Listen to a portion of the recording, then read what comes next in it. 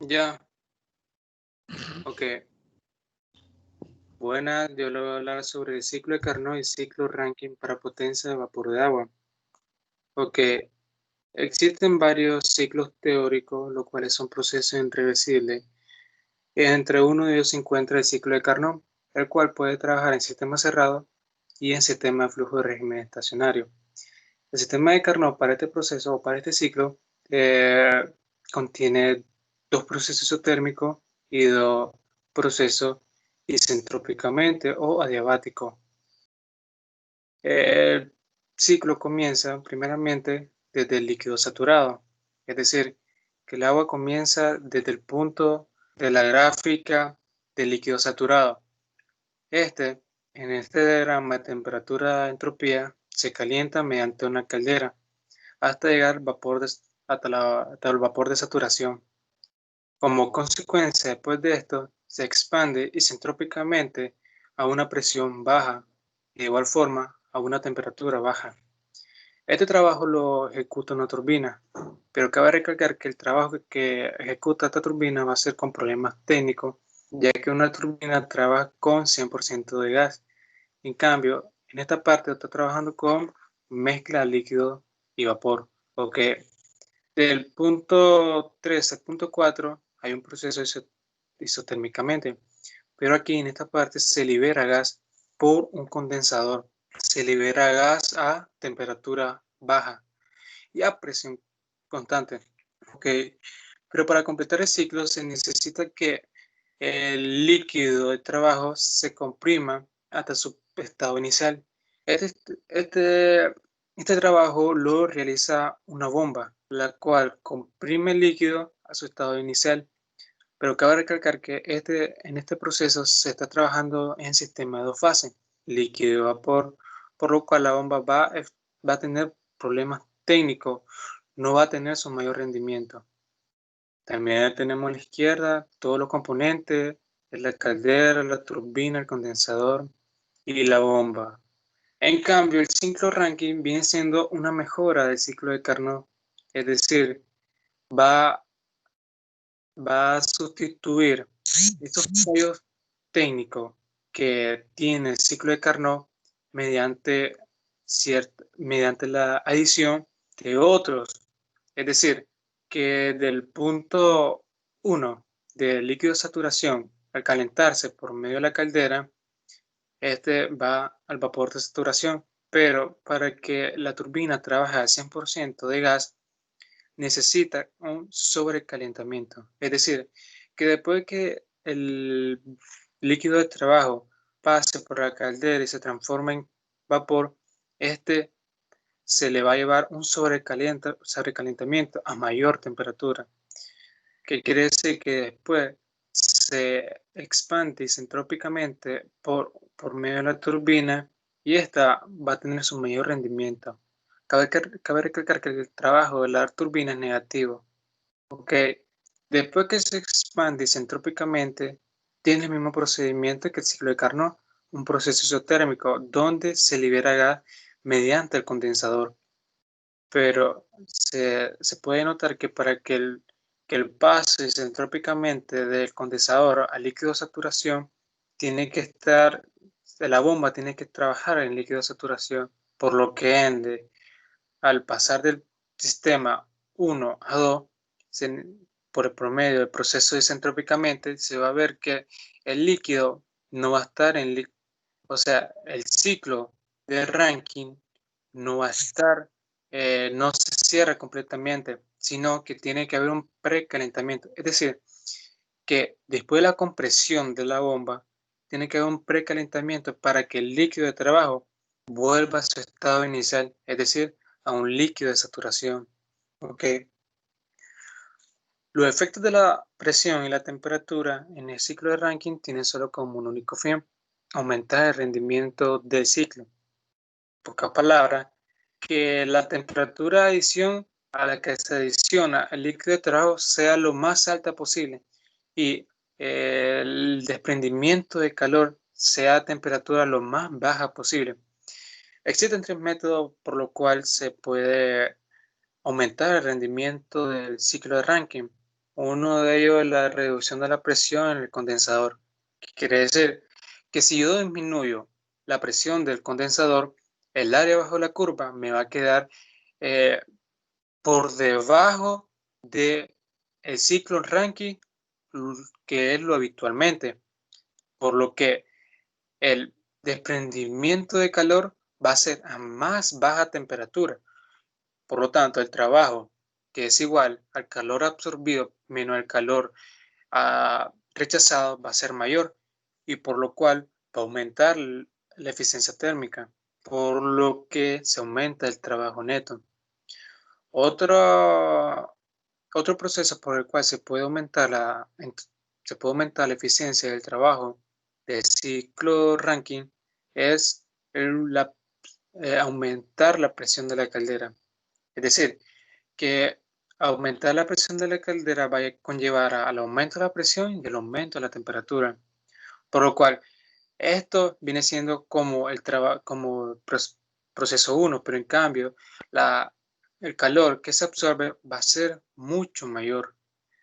Pero se puede notar que cuando ya alcanza su punto máximo de sobrecalentamiento, cuando se expande isentrópicamente, el líquido de trabajo, o sea, por medio de la turbina que va a estar en vapor, va a tener ciertos fallos técnicos en este proceso, ya que está quedando por cerca de vapor de saturación, un 80% y un 20% de líquido saturado, o está en la mezcla.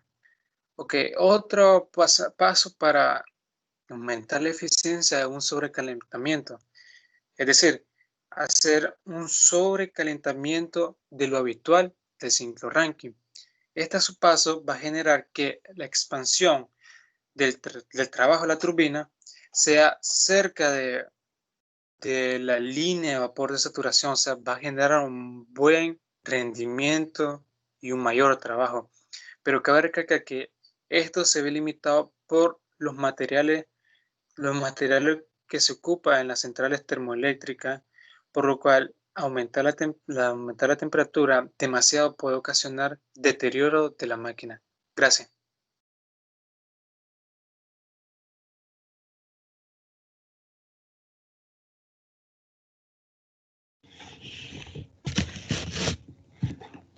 Voy a continuar con la exposición, reforzando un poco lo que dijo mi compañero Brian. A continuación les presentaremos la diapositiva.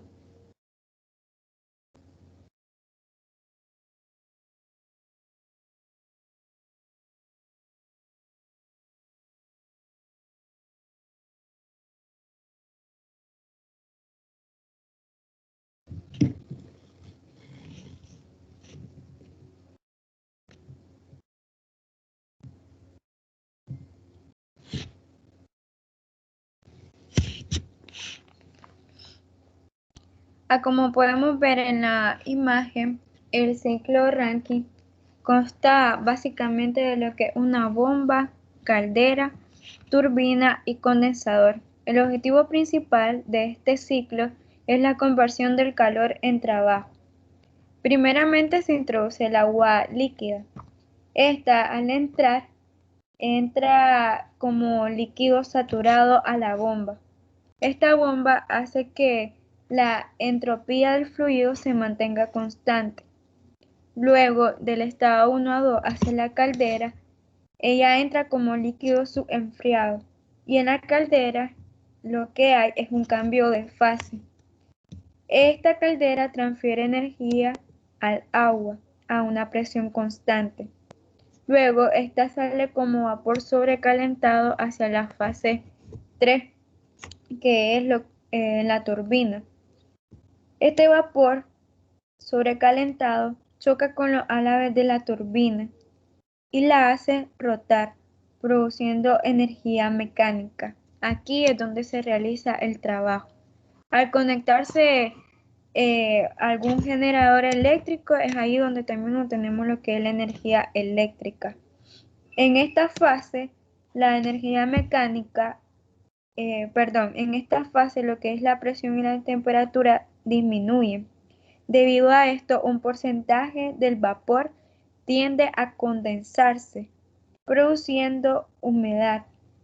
Esta sale como mezcla hacia la fase 4, que es el condensador, en el condensador a presión constante se condensa aún más y sale como líquido saturado. Luego esta vuelve a la bomba para completar el ciclo nuevamente. A continuación les hablaré sobre las formas para aumentar la eficiencia en un ciclo de Rankine. Primeramente tenemos lo que es el sobrecalentamiento del vapor. Se transfiere mayor energía en lo que es en la caldera para que salga mayor temperatura. Y aquí hay un beneficio que es la disminución de humedad, es decir, la disminución de mezcla. El segundo es el recalentamiento. La otra diapositiva. La otra. Bueno, en el recalentamiento lo que tenemos es un aumento de presión en la operación de la caldera. En este recalentamiento tenemos dos turbinas.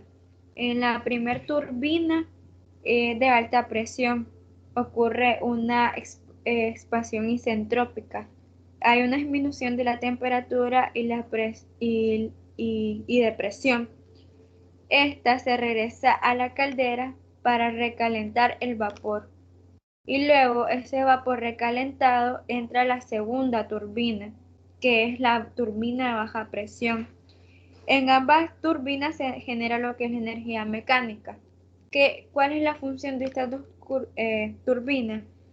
Primeramente, por ejemplo, si en la turbina 1 la presión es de 10 pascales, en la otra turbina también será la misma presión.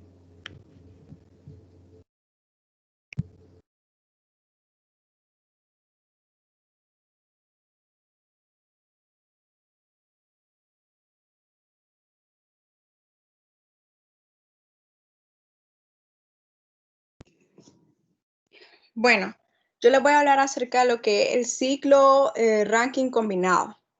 El ciclo que sigue el ciclo de vapor en las centrales de ciclo combinado corresponde al llamado ciclo de Rankine y es la aplicación tecnológica del ciclo de Carnot para el caso de que el fluido motor sea un fluido condensable y también que durante su evolución se produzcan cambios de fase. De forma simplificada y para el ciclo básico, la evolución del fluido sigue la siguiente etapa.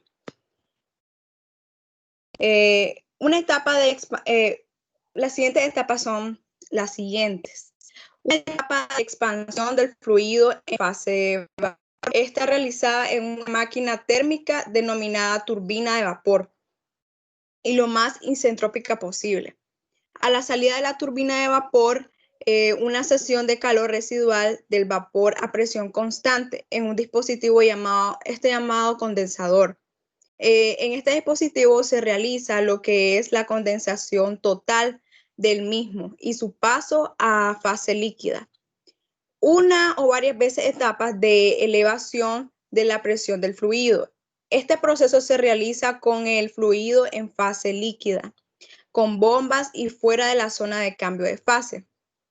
Esta es una de las principales diferencias que nosotros podemos encontrar con el ciclo de Carnot, ya que en sentido estricto, para poder obtener la máxima eficiencia, sería necesario poder realizar la comprensión de un fluido bifásico con la dificultad tecnológica que esto conlleva.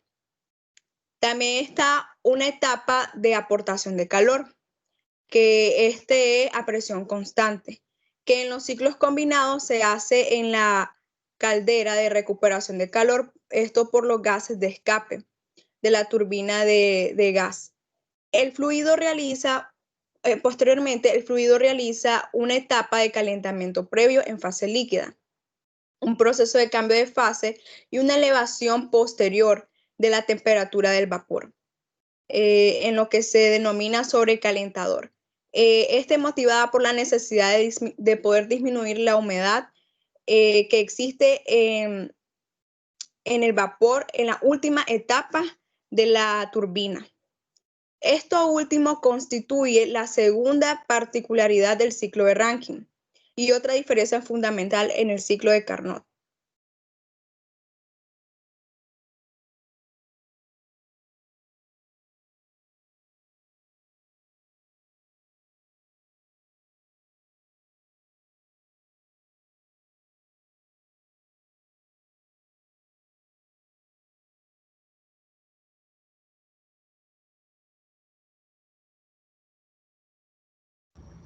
Yo les voy a hablar acerca de lo que es el ciclo Otto, el ciclo Diesel y el ciclo de Carnot en aire estándar.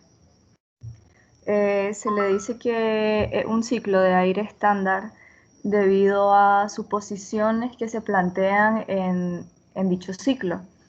Estas suposiciones reciben el nombre de suposiciones de aire estándar y de aquí que se explique el nombre que llevan. Para poder entender lo que es el ciclo o las suposiciones de aire estándar, es importante tener claro las definiciones de lo que es un ciclo real y un ciclo ideal. El ciclo real es aquel que conlleva dicho ciclo, como por ejemplo la fricción que hay en los procesos de estos motores, mientras que un ciclo ideal son aquellos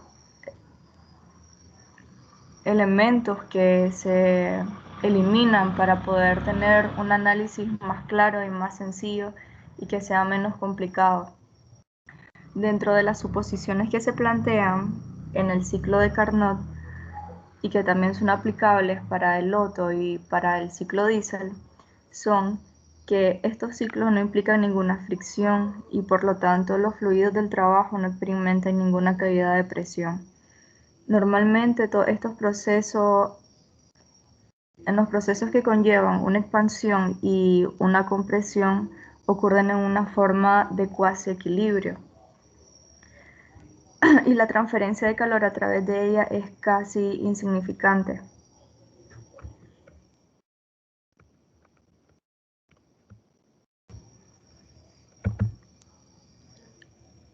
En esta gráfica podemos observar lo que son el ciclo de Carnot en un diagrama presión-volumen y en un diagrama temperatura-entropía. Podemos ver que se compone de 4 procesos reversibles. Esta es otra característica de lo que son los ciclos ideales. Hay que saber distinguir entre un ciclo ideal y un ciclo real. Un ciclo ideal también una de las características de esto es que sus procesos son reversibles dado que se omite la fricción en los procesos. Tenemos lo que es una adición de calor isotérmica. Esto quiere decir que tiene una temperatura constante que en el punto 1 y 2. Después tenemos una expansión isentrópica en el punto 2 y 3. Isentrópica porque su entropía viene siendo constante.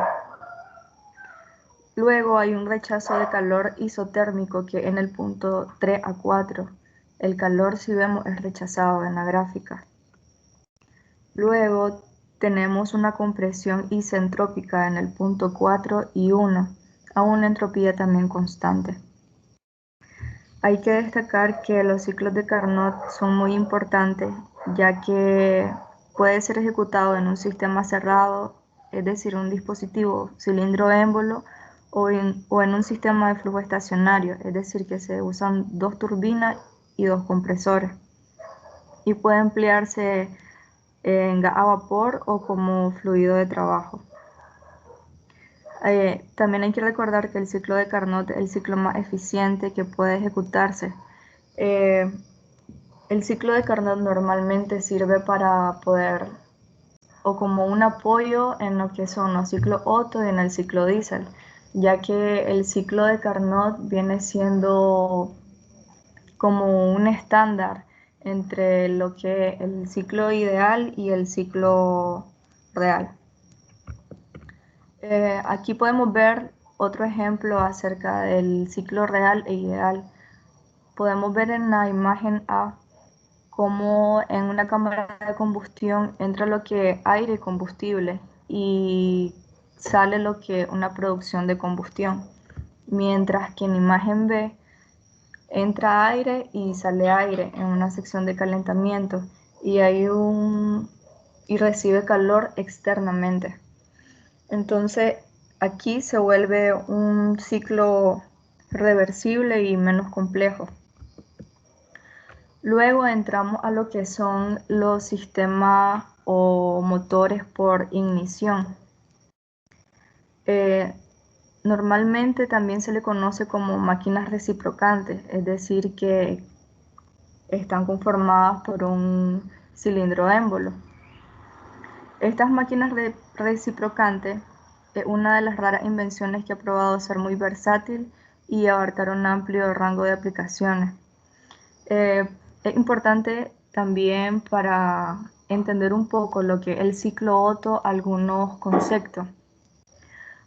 Podemos ver en imagen lo que es una válvula de emisión, una válvula de escape y ciertas iniciales.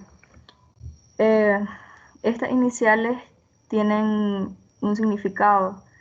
En el émbolo reciprocante, el cilindro se alterna entre dos posiciones fijas, como es el punto muerto superior o PMS y el punto muerto inferior o PMI.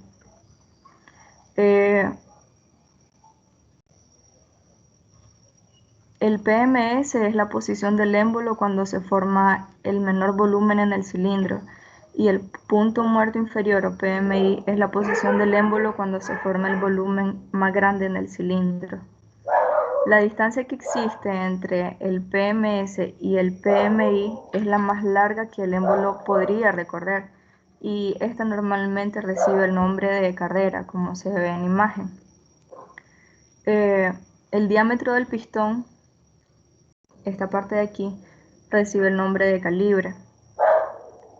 Y el aire o mezcla de aire se introduce al cilindro por las válvulas de admisión y la de escape. El volumen mínimo formado en el cilindro cuando el émbolo está en el punto muerto superior se denomina volumen de espacio libre, que es la imagen de que estamos viendo aquí. Esta parte rosada de aquí se denomina volumen de espacio libre y esta parte de aquí es lo que denominamos punto muerto superior.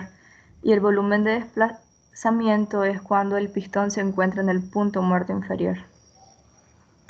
Algo importante que destacar en las máquinas reciprocantes es que aparece un nuevo término, como es la relación entre el máximo volumen formado en el cilindro y el volumen mínimo o el volumen de espacio libre, y recibe el nombre de relación de compresión R. Se simboliza por R. R va a ser igual a volumen máximo entre el volumen mínimo o el volumen de espacio libre entre el volumen de desplazamiento. Otro concepto muy importante y que se tiene que destacar es lo que la presión media efectiva, como estamos viendo en la imagen. La presión media efectiva es una presión ficticia, normalmente es ficticia, y esta actuará sobre el émbolo durante toda la carrera de potencia y producirá la misma cantidad de trabajo neto que el producto durante el ciclo real. Este trabajo neto lo obtenemos al multiplicar la presión media efectiva por el área del émbolo por la carrera, o también se puede expresar como la presión media efectiva por el volumen de desplazamiento, que es lo que vemos en esta gráfica de aquí. La presión media efectiva puede ser usada como parámetro para comparar el desempeño de máquinas reciprocantes de igual tamaño. Y la máquina que tiene mayor volumen de la presión media efectiva va a ser la que va a entregar más trabajo neto por ciclo y por lo tanto se desempeñará mejor por la ecuación ya antes dicha.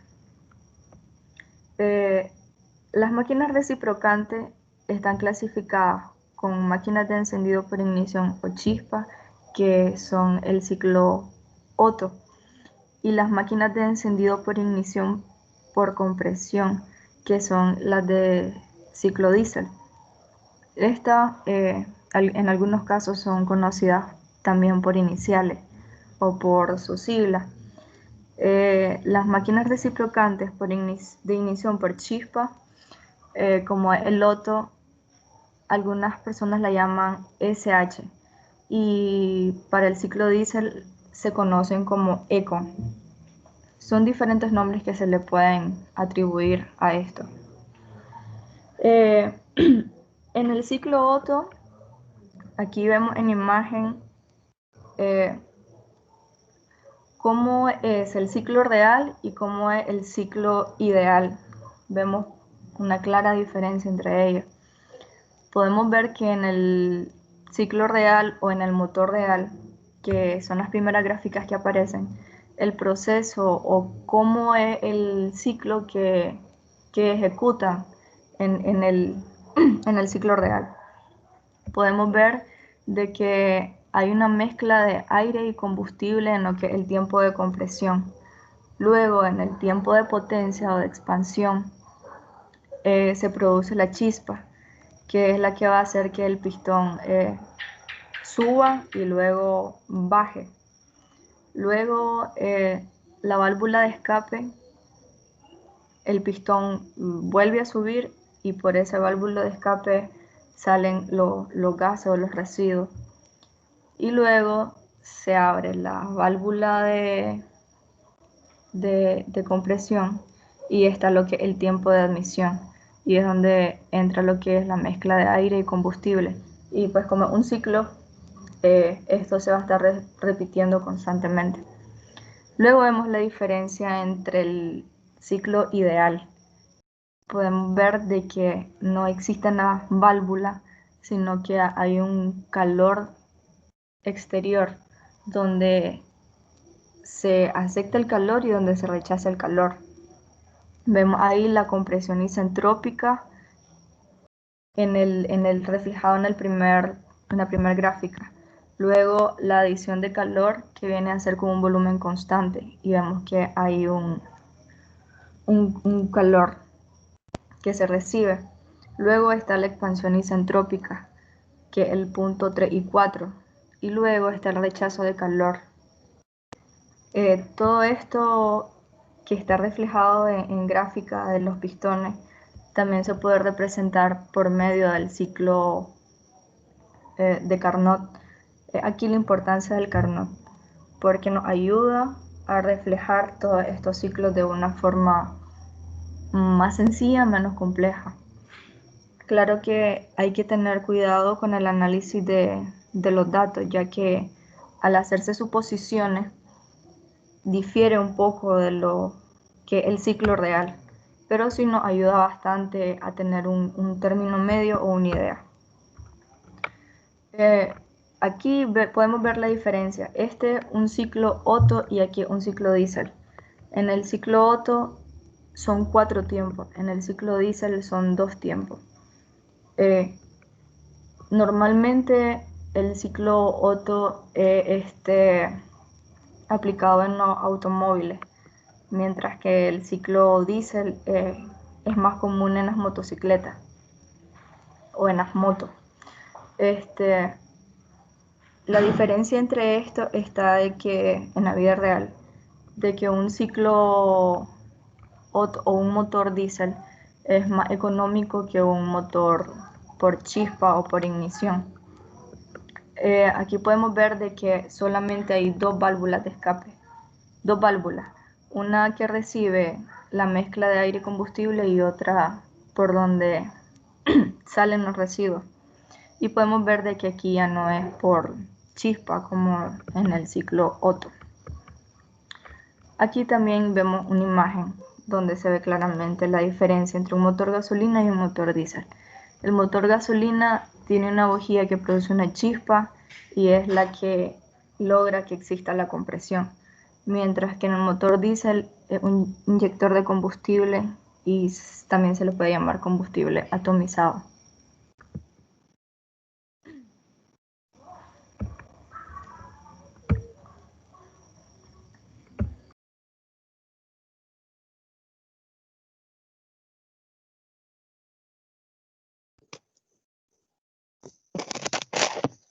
Bueno, le hablaré acerca de lo que es el ciclo de aire, perdón, el ciclo dual estándar de aire. Brevemente, su definición es que este ciclo es una suposición idealizada de los ciclos, ya que los ciclos reales son complejos, por lo que se utiliza la suposición de aire estándar para poder hacerlo mucho más manejable. Entre las características se destaca que el fluido de trabajo en todo el ciclo es aire que se modela como un gas ideal. El proceso de combustión es sustituido por un proceso de adición de calor desde una fuente externa. También tenemos de que el proceso de escape es cambiado por un proceso de rechazo de calor a volumen constante, que regresa al fluido de trabajo a su condición inicial. Y también de que todos los procesos los vamos a considerar reversibles. También de que se considera que los calores específicos son constantes. En este caso, Cp y Cv, que C sub P es la capacidad térmica a presión constante y C sub V es la capacidad térmica a volumen constante.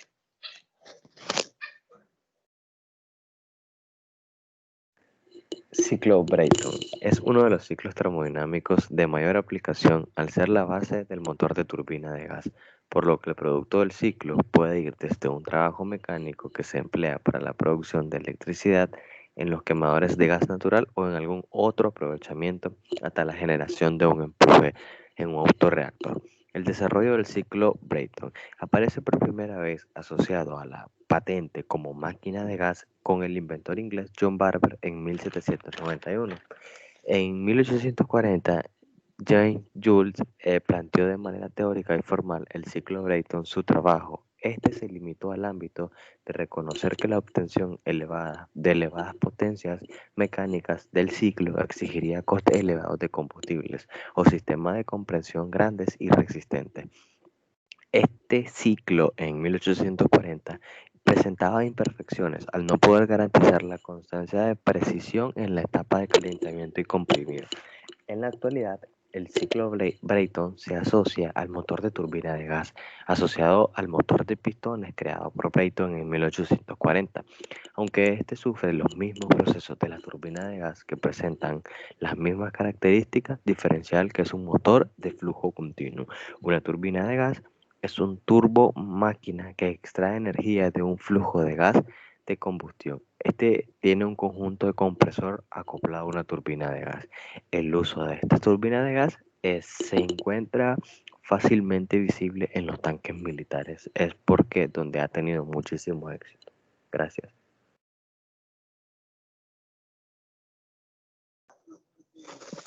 Bueno, yo les voy a hablar acerca de lo que es el ciclo de Carnot invertido.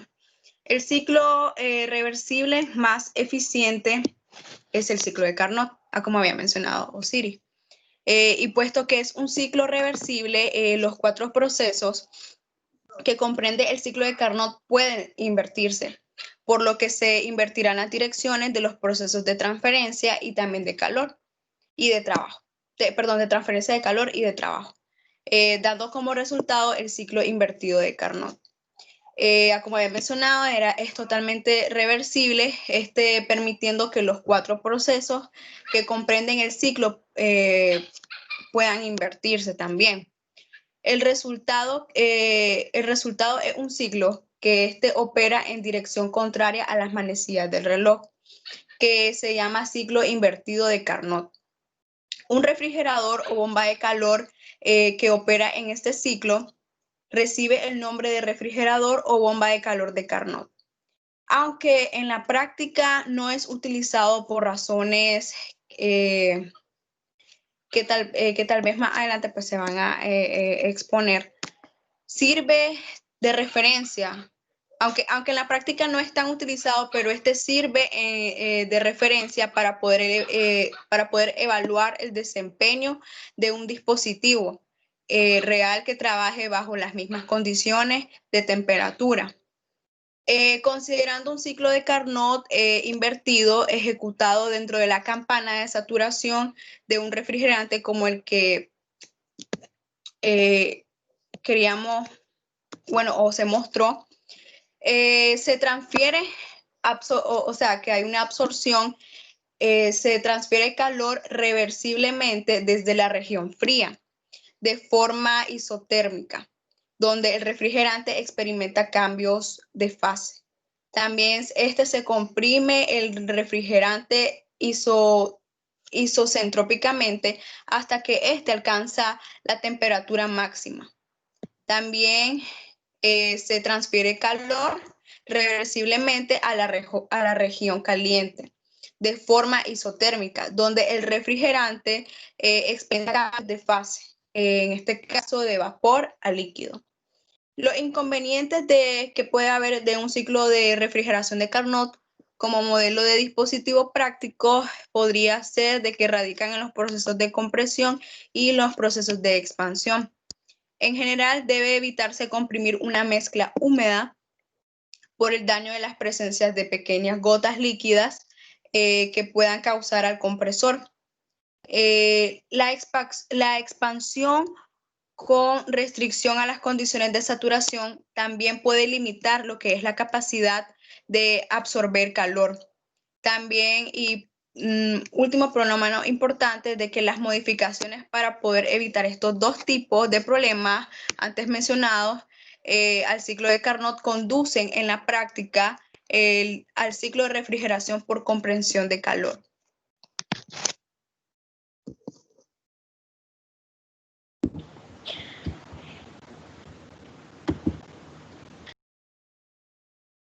El ciclo de refrigeración por compresión de vapor.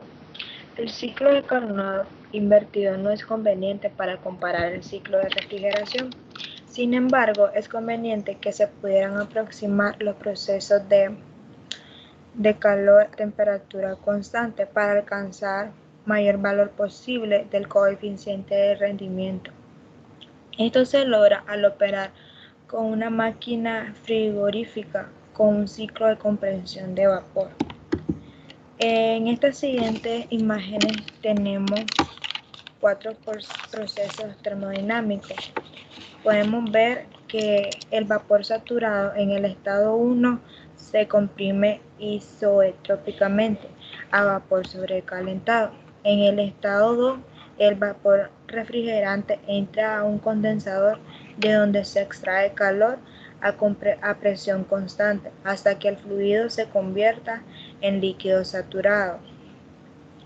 En el estado 3, para que el fluido regrese a presión baja, se expande adiabáticamente en una válvula o tubo capilar hasta el estado 4.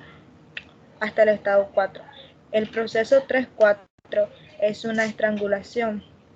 En el estado 4, el refrigerante es una mezcla húmeda de baja calidad. Finalmente pasa por el evaporado a presión constante.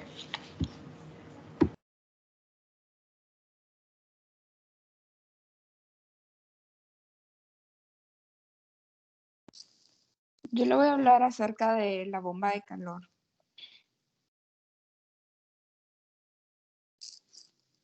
Bueno, la bomba de calor es una máquina térmica que toma calor de un espacio frío y la transfiere a otro más caliente. La bomba de calor tiene como objetivo tomar calor y mantener caliente un espacio en específico. Bueno, para lo que es explicar el proceso de calefacción ocupando esta bomba, pasa lo siguiente. Consiste en extraer calor primeramente de una fuente de energía renovable, ya sea hidrotérmica, geotérmica o aerotérmica, a través del evaporador. Y este se transfiere a un foco de alta temperatura a través del condensador. Como podemos notar en la imagen, la bomba de calor tiene diferentes componentes, empezando con el evaporador, que el evaporador es un intercambiador de calor que en él se produce un cambio de fase de líquido a vapor y este absorbe calor. Luego pasa por un compresor, que es una máquina que ejerciendo una fuerza externa, comprime fluidos compresibles incrementando su presión. Los fluidos compresibles son más que todo los gases. Los fluidos como líquidos son incompresibles por su densidad constante. También tenemos, seguidamente tenemos el condensador, que también es un intercambiador de calor, pero en vez de que sea del líquido a vapor, es de vapor a líquido, a diferencia del evaporador. Y este cede calor. Luego tenemos otro componente como es la válvula de expansión, que este es el que regula la entrada del líquido al evaporador que se producido pues por el condensador. Esta bomba de calor pues son implementados en equipos de climatización como la calefacción y también en equipos sanitarios como por ejemplo tener agua caliente. También podemos ver que la bomba de calor puede tener un ciclo inverso, como en vez de aportar calor puede aportar frío, pero a este se le llama bomba de calor reversible.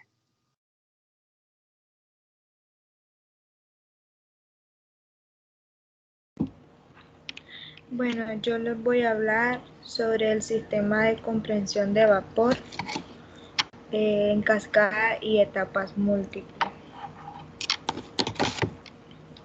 Existen dos variaciones del ciclo básico de refrigeración por compresión de vapor. La primera es el ciclo en cascada, el cual permite el empleo de un ciclo de compresión de vapor cuando la diferencia de temperatura entre el evaporado y el condensador es muy grande. La segunda variación, un ciclo en cascada es simplemente una disposición en serie de ciclos simples de compresión de vapor de tal manera el condensador de un ciclo a temperatura baja entregue el calor al evaporado de un ciclo de temperatura superior. La segunda variación incluye el uso de compresión de etapas múltiples con interenfriamiento, la cual reduce el trabajo de compresión. En el ciclo de refrigeración de etapas múltiples se requiere la presencia en la instalación dos compresores que marquen y hagan efectivamente la función de la doble etapa. Este sistema tiene la ventaja de disminuir el sobrecalentamiento del refrigerante que se está utilizando dentro del sistema de enfriamiento. Al reducir este fenómeno, el proceso de descarga del compresor, la temperatura que ganó el fluido refrigerante en el proceso adiabático de compresión será menor, optimizando así en plenitud el proceso frigorífico. Para la construcción de la instalación de refrigeración de etapas múltiples se requiere otros componentes en el cual son propios de este sistema. Uno de ellos es el estanque en el cual conectan la succión y la descarga de ambos compresores, de tal forma de que se mantenga el circuito cerrado de circulación refrigerante. De este modo, el compresor proviene desde la línea de succión del evaporado del sistema, descarga el fluido del refrigerante saturado hacia el estanque, de tal modo que el otro compresor del sistema descarga el líquido a alta compresión dentro del estanque. Al producir esta combinación de diferentes presiones dentro de este estanque, se produce una mejora en el coeficiente de compresión en el sistema, ya que los volúmenes que son succionados desde el estanque hacia el compresor son mucho mayores y así generando mucho más valores masivos del refrigerante en camino hacia el condensador.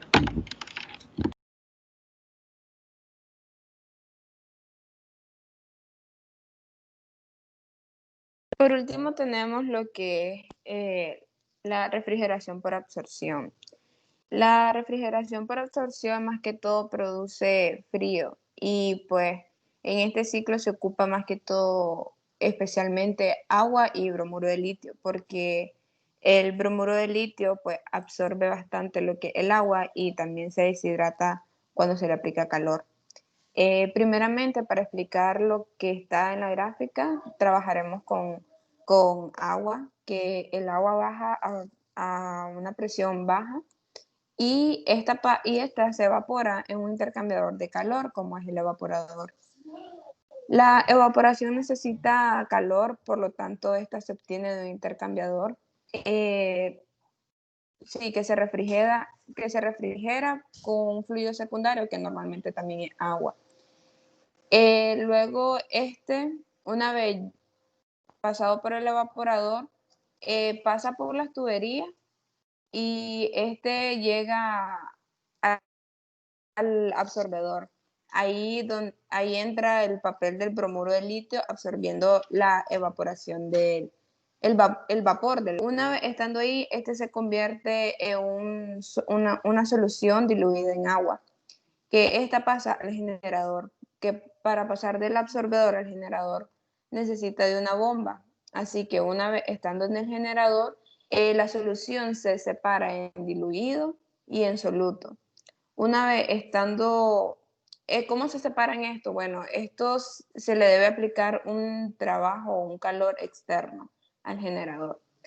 Luego el agua pasa al condensador, que también el condensador es un intercambiador de calor, y pasa por la válvula de expansión, que una vez pasado por eso, comienza a se vuelve a repetir el ciclo, es decir, que el agua llega al evaporador, se evapora, pasa por las tuberías y el bromuro de litio hace su misma función. Gracias.